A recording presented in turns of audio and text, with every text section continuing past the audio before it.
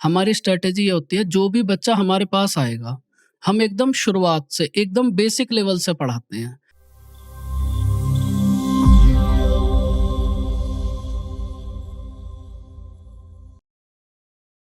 Hello everyone, welcome to our talk show.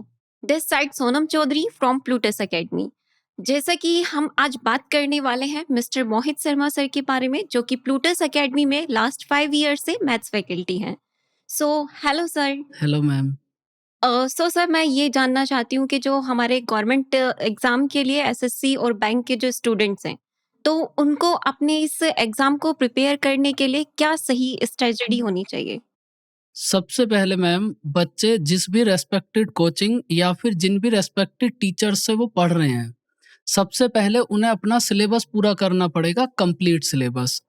ऐसा ना हो कि उन्होंने बीच में कुछ भी पार्ट मिस कर दिया और फिर उस पार्ट के लिए वो दोबारा से अपनी कोचिंग रीजॉइन कर रहे हैं।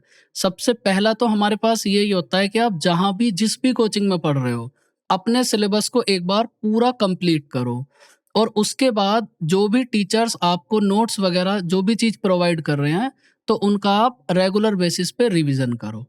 तो मैम शुरुआत तो यहीं से करनी पड़ेगी।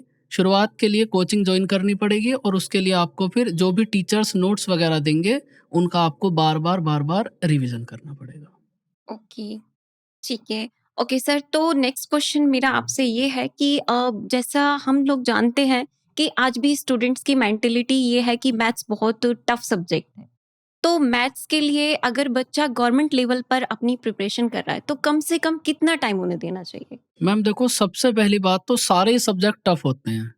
वो आपके फ़र्क पड़ता है कि आप किस सब्जेक्ट के ऊपर कितना हार्ड वर्क या फिर कितनी आप प्रैक्टिस कर रहे हो। तो सबसे पहले आपको ये देखना पड़ेगा कि आपके पास ये 4 सब्जेक्ट होते हैं, मैथ, रीज़निंग, इंग्लिश और जीके।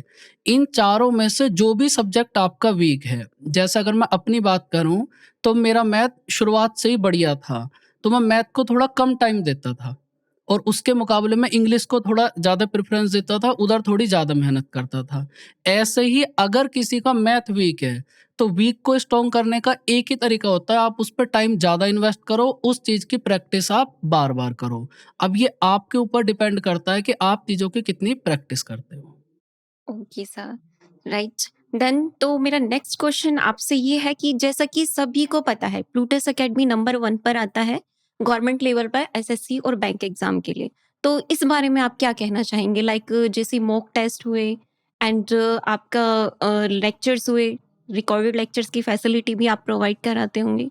तो इसके बारे में आप क्या कहना चाहेंगे? मैम सबसे पहली बात तो हमारी जो स्ट्रैटेजी होती है, हमारी स्ट्रैटेजी ये होती है जो भी बच्चा हमारे पास आएगा, हम एकदम शुरुआत से एकदम बेसिक लेवल से पढ़ाते हैं। अगर बच्चे ने शुरुआत में कोचिंग करी भी है, तो भी उस चीज़ से हमें कोई ज़्यादा मतलब नहीं होता और एकदम नया स्टूडेंट अगर हमारे पास आया है, तो भी हमें उस चीज़ से कोई ज़्यादा फ़र्क नहीं पड़ता। हमारे टीचर्स अपनी जो प्रिपरेशन है बच्चों की, वो अपने स्टैंडर्ड से कराते हैं, ज़ीरो से। ज़ीरो स्टैंडर्ड से कराने की शुरुआत करते हैं, फिर धीरे-धीरे, धीरे-धीरे हम पहले उनका पूरा सिलेबस कंप्लीट करते हैं, जिसमें हमें अप्रॉक्स 5 टू 6 मंथ्स लगते हैं। 6 महीने में हम कंप्लीट सिलेबस पूरा करते हैं, बिना कुछ भी किसी भी पार्ट को स्किप किए हुए। कंप्लीट सिलेबस बच्चे का हो गया, उसके बाद फिर एवरी सैटरडे हम बच्चे को टाइम देते हैं कि जब भी आप अपनी प्रिपरेशन कर रहे हो, तो सबसे पहले तो हमारे टेलीग्राम ग्रुप हैं, आप उन पे अपने क्वेश्चन सेंड कर सकते हो। हमारा जो भी रिस्पेक्टिव टीचर होंगे, वो आपको सॉल्यूशन सेंड करेंगे। या फिर दूसरा हमारे पास क्या होता है कि आप सैटरडे में 9 टू 6 किसी भी टाइम आओ, आप अपने डाउट क्लियर करो। क्योंकि अगर किसी भी स्टूडेंट के माइंड में कोई डाउट रह गया, तो फिर स्टूडेंट्स के लिए वहाँ से आगे बढ़ना थोड़ा मुश्किल होता है। उसके दिमाग में फिर वही डाउट चलता रहता है। तो इसीलिए हमारा जो सैटरडे का स्लॉट है, वो डाउट सेशन के लिए ही फिक्स होता है। किसी को कोई डाउट है, सैटरडे में आओ, पूरा करो। तो सबसे पहले 6 महीने तो सिलेबस के हो गए। उसके बाद 1 या 2 महीने बच्चे जो भी रिवीजन करेगा, उसमें जो भी डाउट आए, वो डाउट दूर होते हैं। उसमें फिर 3-4 महीने जो भी स्टूडेंट होगा, वो अपनी प्रैक्टिस करेगा और उसे प्रैक्टिस शुरुआत में हम ही कराते हैं और जब वो प्रैक्टिस उसकी 3-4 महीने तक चली जाएगी, उसे ऐसा लगेगा कि हाँ, अब मेरा स्टैंडर्ड बढ़िया हो गया। फिर हम उसे मॉक टेस्ट सॉल्व कराते हैं अकेडमी में ही। अब मॉक टेस्ट आप ऑफलाइन भी दे सकते हो अकेडमी में आके और आप अपने घर से भी जॉइन कर सकते हो ऑनलाइन। और उसमें अगर मॉक टेस्ट में भी आपको कोई दिक्कत आती है, तो फिर उसका कंप्लीट एनालिसिस हमारे टीचर कराते हैं। तो ये हमारी कोचिंग स्ट्रैटेजी होती है और किसी भी एग्ज़ाम को क्रैक करने के लिए सबसे बढ़िया स्ट्रैटेजी हमारे पास यही होती है।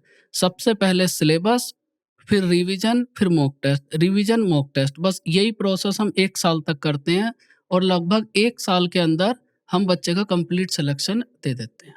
ओके, अगर सर हम बात करें स्टडी मटेरियल की, तो आप स्टडी मटेरियल कैसे प्रोवाइड कराते हैं बच्चों को? हमारा मैम 2 टाइप का स्टडी मटेरियल होता है। एक तो शीट वो होती है जो टीचर्स क्लास में कराते हैं।